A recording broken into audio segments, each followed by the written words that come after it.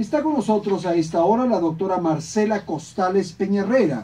Ella es la viceprefecta de Pichincha y le hemos pedido que nos visite unos minutos para comentar, para conversar sobre lo que está ocurriendo en el país, en el Ecuador del momento. Doctora, bienvenida, gracias por acompañarnos. Hemos dado a conocer esta noticia que publica Diario El Comercio sobre los preparativos para las protestas de los trabajadores, de los grupos sociales, de los movimientos indígenas, en fin. Usted desde la orilla, digamos, de Alianza País, en fin, ¿cuál es la lectura? ¿Cómo interpretar esto que está ocurriendo? Muy buenas tardes, le escuchamos. Buenas tardes, licenciado Carrión, gracias por haberme invitado. Mire, lo que ocurre realmente es el enfrentamiento entre dos sistemas, entre dos visiones del país, entre dos ideologías completamente distintas. La una, la que está aferrada al pasado, aquella que está anclada a los medios de producción y la riqueza en pocas manos, aquella en que los regímenes democráticos eran fácilmente derrocados, aquella en donde el lanzar piedras, cerrar carreteras, era un mecanismo casi diario. Y la otra visión, que es la del reordenamiento del Estado, la de la redistribución de la riqueza, la de buscar una verdadera equidad y justicia social. De manera que esto crea dificultades, porque como le digo, es enfrentar dos mundos completamente distintos. Y además en un panorama en donde se avisora que aquellos protagonistas del pasado quieren retomar acciones, quieren volver a tener un papel importantísimo, jugar un rol, tratar de recuperar espacios perdidos. Entonces, naturalmente, se van a producir este estilo de cosas como son los paros. Estoy de acuerdo en que se producen estos enfrentamientos, naturalmente, por visiones, por intereses, por lo que sea, que se oponen. Ahora, un poco, ¿cuál es estos sistemas que usted ha definido, cuál es el mejor? Porque de lo contrario, sí se justifican las protestas si es que el otro no es el más adecuado. Pero pruebas al canto, hasta en los evangelios le dicen, por sus obras le conoceréis. Las obras están a la vista y no se trata únicamente de la vialidad, no se trata únicamente de la infraestructura, no se trata únicamente de las centrales hidroeléctricas. El cambio de la matriz productiva va produciendo efectos, pero además hay cambios profundos en la educación. Recuerde usted, licenciado Carrión, usted más o menos es de mi generación, tal vez un poco más joven que yo. Somos de la misma generación. O tal vez yo un poco más joven que usted. Cuando a las universidades de garaje, cuando habían las tomas que hacía el MPD de la Universidad Central, cuando se conseguían los títulos a veces a base de amenazar a los maestros. Ahora imagínense que hay un reordenamiento profundo que está basado en la planificación. La planificación antes quedaba en papel, en letra muerta. En mi caso, como viceprefecta de Pichincha, yo soy protagonista de esta transformación, porque recuerde usted que antes tanto los gobiernos provinciales como los cantonales, como las juntas parroquiales, hacíamos todos escuelas, hacíamos todos canchas de fútbol. Era una competencia sin un verdadero reordenamiento y ordenamiento territorial. Ahora hay una planificación a la que nos tenemos que ceñir. Hay unas competencias que tenemos que cumplir y además hay una gestión por resultados. Ahora, Marcela, que nos evalúa permanentemente. No es al buen desgaire, haré lo que a mí me sea posible o populistamente en lo que pueda satisfacer. Ahora, ¿no le parece a usted lamentable desde una lectura que este régimen haya tenido, como ninguno antes en la historia del Ecuador, tantos recursos? Se habla de 280.000 millones que ha tenido. Y que ahora finalmente, cuando empiezan las vacas flacas, como ocurre con el precio del petróleo bajo, tengamos un país sin esos 280.000, porque ya se evaporaron, en obras probablemente, o en qué será, y tengamos un país endeudado en 30.000 millones de dólares. O sea, ¿qué estamos construyendo, Marcela, por Dios? Pero realmente eso sería decir, soy ciego porque no quiero ver. Si nosotros tenemos, por ejemplo, una ciudad del conocimiento, si estamos buscando y hemos invertido muchísimo en una tecnología que nos equipare con países desarrollados, que nos abra las puertas, porque tenemos que ser contemporáneos del futuro. El que se queda anclado a un simple presente o se aferra al pasado no avanza nunca. Se ha invertido en tecnología como nunca, se ha invertido en educación como nunca. Tenemos becarios ecuatorianos, gente que nunca antes tuvo la oportunidad de acceder ni siquiera al bachillerato, ahora está en las mejores universidades del mundo. el sistema de salud ha cambiado. Mire lo que es el Hospital San Francisco de Calderón, toda la excelencia que ofrece.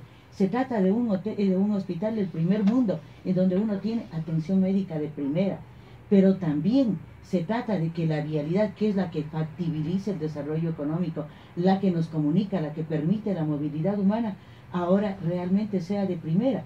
Pese a todo lo que con los fenómenos naturales ocurre, con los deslaves y demás, usted está en el oriente en 5 horas, por favor. Antes de eso era un misterio en el que está bien, en vialidad, cemento, en cemento. La educación es cemento. ¿Y qué pasa con los derechos humanos? ¿Qué pasa con las libertades? ¿Qué pasa con las garantías? Con esos otros elementos que tienen que ver con el ser humano en su espíritu, en su alma.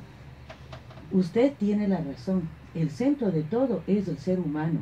La obra física está en base al desarrollo del ser humano. Pero, ¿de qué libertades me habla? Cuando antes nuestras provincias experimentaban los más altos índices de pobreza. Miren el caso de Pichincha. Hemos reducido el índice de pobreza extrema. Está en 1.4. Somos una provincia que ha trabajado profundamente en eso.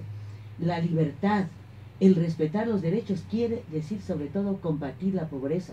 La forma más extrema de violencia es mantener a un pueblo en la pobreza. Sería el colmo que no haya bajado la pobreza con casi 300.000 millones de dólares. Entonces me está diciendo algo muy importante. No todo queda en el cemento. No. La obra física genera desarrollo y ese desarrollo va hacia elevar los niveles de vida del ser humano. Usted me está dando la razón. Ahora, Marcela, dígame una cosa. ¿Qué ocurre con el gobierno? ¿Por qué el gobierno no escucha, no atiende desde su lectura, desde su perspectiva? Usted no es vocero del régimen, no está en el gobierno central, pero desde su lectura. ¿Por qué no tender un puente, provocar algún acercamiento, dar alguna señal, bajar las tensiones? ¿No cree que eso podría ser prudente? Bien lo ha dicho usted, yo no soy vocera del Entiendo, gobierno. claro, por eso. Pero yo soy miembro y militante del Movimiento Alianza País y soy la coordinadora de la Comisión de GATS de la provincia de Pichincha. Tengo una militancia desde que se inició el Movimiento País, entonces tengo pleno derecho a expresar mi criterio en el tema que usted está enfocando. Si el 15 de junio el presidente, que es también el líder de nuestro movimiento, abrió las puertas para un diálogo y no quieren responder a eso, ¿en dónde está el aferrarse a una posición completamente sectaria? Nosotros, como provincia de Pichincha, encabezados por Gustavo Baroja, hicimos un gran llamamiento al diálogo por Pichincha y hemos abierto las puertas a hombres, mujeres, organizaciones sociales, empresarios, cámaras, a todos aquellos que quieran intervenir en este diálogo. El diálogo, sobre todo, don Andrés, es escuchar. Nosotros explicamos aquellos temas que son de máximo interés ciudadano en estos momentos, pero sobre todo les escuchamos.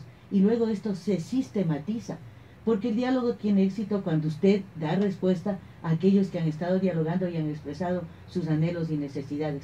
La puerta del diálogo es enorme. Pero ¿por qué se ha excluido? ¿Por qué se ha excluido del diálogo? No del caso puntual que usted refiere, sino en general en la convocatoria nacional. Se ha excluido, fíjese usted, solamente los de buena fe pueden ir. ¿Y los otros? Bueno, radiquemos este término de buena fe en decir, sin tratar de peyorizar, ni tratar de adjetivizar, en decir que aquellos que siempre nos degradan, siempre están hablando mal contra nosotros. Don Andrés, yo por venir a su programa, le aseguro que en las redes sociales seré completamente destrozada. Y no con los mejores... no digo por su programa, sino por expresarme. Sí, puede capaz. ser que este sea otro programa. Claro. Pero hay gente que realmente tiene rencor, tiene veneno en el corazón. La democracia no se la defiende tratando de minimizar, tratando de desprestigiar, de deslegitimar a un gobierno. No se la defiende así. La democracia se la debe defender como cuando se defiende la verdad en buena lid. Y a la verdad y al bien hay que ir con todo el alma, con altura de procedimientos y por supuesto también dejando de lado ciertos aspectos personales. Hay que aceptar el bueno, criterio Marcela, de los otros. ahí hay una corresponsabilidad frente a esto que usted acaba de señalar. No olvidemos lo que ocurre cada sábado, Marcela. Cada sábado también hay un hostigamiento, hay una ironía, una burla, un maltrato, una ofensa que proviene del más alto nivel de gestión gubernamental. Entonces, frente a eso, hay una respuesta. Y hay una pedagogía del poder, que es lo más lamentable. Se está creando una escuela, una pedagogía de poder. Y finalmente es lo que usted señala en las redes sociales, es verdad, hay una gran cantidad de ofensas y de maltratos. Igual. Mire, volvamos al principio. Estábamos hablando de que aquí se enfrentan dos sistemas, dos modos de ver la vida. ¿Usted cree que se puede defender el cambio en el país con pusilanimidad, con una extrema dulzura? Sí, con claveles no se hace. Claro. Es muy difícil. Muy difícil. O sea, los cambios crean resistencia. La mayoría de seres humanos nos aferramos al statu quo, nos aferramos a los esquemas mentales, nos aferramos a los esquemas culturales y nos cuesta ver que hay un mundo diferente, un mundo nuevo. Y tal vez esto es lo que origina inclusive este tipo de roces que usted está diciendo. Es muy difícil mantener una revolución ciudadana que se la ha hecho en paz, que se la ha hecho sin armas, con un espíritu completamente endeble y diciendo, bueno, hagan de mí lo que quieran. Aquí se necesita carácter, confrontación, se necesita personalidad, y si es necesaria la confrontación, de esa también saldrá la verdad. Ahora, ¿usted piensa que estos grupos sociales, estos grupos indígenas, trabajadores, en fin, que se están convocando para estas acciones de mediados de agosto, están fuera de la historia un poco? O sea, están en un andarivel que no corresponde frente a estos avances y a estos logros y a esta situación que está proponiendo la Revolución Ciudadana. Más que eso, el licenciado Carrión, yo le diría, son antagonistas de la realidad. Nosotros como Revolución Ciudadana llevamos 10 victorias electorales y entonces ahora aparece una gran parafernalia que yo creo que lo de la ley de herencias y lo de la plusvalía es la punta del iceberg de esta parafernalia. Lo que en realidad les molesta es la reelección indefinida, son las enmiendas constitucionales. Pero dígame usted con entera verdad, yo le respeto porque es un hombre de bien. Dígame usted, ¿quién de ellos menciona, por ejemplo, la enmienda que estamos solicitando los gobiernos provinciales y que yo la presenté ante la Corte Constitucional, aquella en la que pedimos que se quite el plazo fatal de 8 años para conformar las regiones? Alguno de ellos ha mencionado. Y el conformar las regiones, tal como están las cosas, no sería posible, porque estamos olvidando los hitos histórico-culturales que unen a una provincia o la separan con otra, los hilos conductores del comercio, los hilos culturales que se tienen entre provincias. Esta es una enmienda fundamental para el ejercicio. Y esa no se debate, es verdad. Nadie la menciona, la topa. Solamente mencionan aquellas que les interesa para los fines que estamos o que estoy mencionando en este caso. Entonces hay que tener una mirada global. Los cambios no son cosméticos. Los cambios revolucionarios son transformaciones profundas que vuelven al ser humano y a la sociedad distintos de lo que eran. Y qué difícil que es aceptar esto. Claro, por favor. Yo digo eso, ¿no? La revolución se hace justamente en los espíritus, en las almas, en las mentes, ahí se hace la revolución. Y fíjese usted, ¿qué cambio usted puede ver en las calles, en las plazas de nuestros pueblos, de nuestras ciudades? Seguimos siendo los mismos, o sea, el subdesarrollo, el atraso, las condiciones siguen siendo las mismas. En eso no ha habido ningún avance, Marcela. Claro, hemos hablado de dos temas que son distintos y concomitantes: el desarrollo físico, la obra educativa, la obra social, la obra en el campo de la salud pública. Pero lo más difícil, y yo concuerdo con usted, es el cambio de los esquemas mentales. Los esquemas, ¿no? Dice San Pablo, pues, en su carta a los Colosenses: seréis renovados por la transformación de vuestras mentes. No dice seréis renovados por las carreteras, seréis renovados por el ¡Qué bien! por Esto la me está gustando, porque mentes. esa es la revolución que uno sueña, ¿no? Que y usted tiene que ser partícipe, y es partícipe porque es hombre de bien, y porque usted, que yo recuerde, siempre ha sido un luchador por la verdadera equidad y por los cambios por la izquierda, ¿no? Por el socialismo, finalmente. Lo que eso. pasa es que esto que estamos viviendo no me parece que es eso. Marcela, fíjese, los sectores que más se han beneficiado de estos 280.000 millones, ¿quiénes han sido? Los sectores plutocráticos, los sectores empresariales más poderosos de este Ecuador, los sectores banqueros, ellos se han beneficiado. Yo no creo que sea así. Usted tiene todo el derecho, al igual que yo, para expresar lo que consideramos según nuestra visión, cómo van las cosas. Desde mi ejercicio de la administración pública, yo veo cómo beneficiamos a la gente. Quisiéramos tener mucho más. Usted sabe que la vialidad en Pichincha es una vialidad extensa, la interna, le quiero decir, es como irse y volver de Cuenca 3 veces. Y luchamos para sacar adelante eso. Pero también con los infocentros servimos a la población, estamos enseñando, alfabetizando en lo digital a la población que tiene más de 50 años. Somos una provincia que tiene el 2% de analfabetismo, y porque hay retorno al analfabetismo o el analfabetismo funcional, no porque no hayamos incidido en estos temas. En el apoyo a la producción, créanme que luchamos con cosas tan grandes como que en este momento tenemos la pudrición de la palma africana que se nos está contagiando desde Esmeraldas y nos va a traer una gran contracción económica al noroccidente de Pichincha. Cada día, en la dinámica social, en la dinámica económica, hay nuevos retos que vencer. Entonces, si usted solamente globaliza 280.000 millones de dólares y no se ve la enorme obra que se ha ejecutado y lo que la población se ha beneficiado de ella, el reconocer el trabajo de las amas de casa, por favor, antes éramos muebles que podíamos ser movidos de un lugar a otro, el haber propiciado la presencia de la mujer en la administración pública con una mentalidad distinta, con la mentalidad que nos da nuestro propio sexo, no el género, esa es la imposición cultural, son cambios inigualables. Y uno que a mí me parece fundamental, y permítame decirlo, es que nuestra conciencia política ha crecido en grado sumo. Y al crecer esa conciencia política, por supuesto el debate va a ser mucho más amplio. ¿Dónde está la conciencia política, Marcela? Si este es un estado de propaganda en el que nos han sometido 8 años a un bombardeo publicitario, en donde la capacidad de disentir, la capacidad de pensar, de crear, de provocar, de confrontar, se ha reducido, se ha limitado, fíjese usted. Don Andrés, no es así. Estoy equivocado, usted ¿no? Es un ejemplo de ello. Su capacidad de disentir, su capacidad de debatir, su capacidad de decir su verdad, yo la veo tan nítida como hace 20 años. Ahora, por favor. Y así como Marcela, usted, hay muchos otros casos. El otro rubro es la cultura, fíjese usted. Poco se ha hecho en la cultura. Se creó el Ministerio de Cultura, hay una serie de ambigüedades y no tenemos el gran crecimiento cultural que usted y yo aspiraríamos, ¿sí o no? Hay que reconocer, hay déficits, ¿no? Hay que reconocer que hay déficits. Uno de estos bien menciona la cultura y yo le voy a mencionar otro que el propio presidente ha reconocido. La cultura ha sido tradicionalmente más bien tratada como programas culturales, como eventos culturales. Pero, por ejemplo, hemos soslayado sistemáticamente que en este país siguen sobreviviendo y presentes 13 familias etnolingüísticas, además de la afroecuatoriana. Esas 13 familias, usted tiene, por ejemplo, de la lengua chachi los 200 últimos sobrevivientes que están en la selva de Esmeraldas. Usted tiene los últimos 2000 hablantes del chafiqué, que fue el idioma de los quitus, en Santo Domingo de los Áchiras.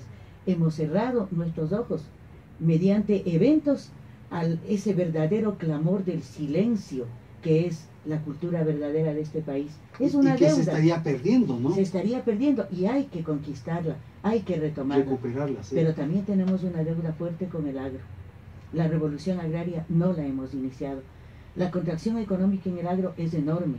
En el campo, yo le digo porque soy agricultora, mi verdadera ocupación económica es el cacao y el palmito. ¿Usted tiene una plantación de esto? Yo tengo, antes de ser viceprefecta, yo tuve mis fincas, puede examinar todo. No lo estoy escrutando, lo que estoy es curioseando porque me parece lindo. Yo soy cacaotera. Usted tenía una finca de cacao en el noroccidente. Puerto Quito. En Puerto Rico. Y palmito también. Y palmito. Pero realmente ahí solamente quedamos las personas mayores de 50 años. Los jóvenes se han ido, ¿no? Porque es dificilísimo transar con el Banco de Fomento, porque no se han abierto nichos de mercado para nuestro producto, porque estamos en manos de los intermediarios.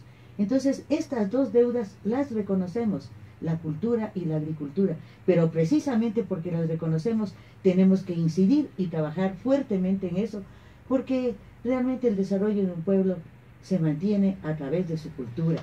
Muy bien. Y la soberanía alimentaria a través de su capacidad de desarrollo agrícola. Marcela querida, muchísimas gracias por su presencia. Ha sido la doctora Marcela Costales, viceprefecta de Pichincha. Lo que ocurre en el Ecuador del momento, en vísperas, podríamos decir, de estas movilizaciones y de estas acciones que llevan adelante algunas organizaciones sociales.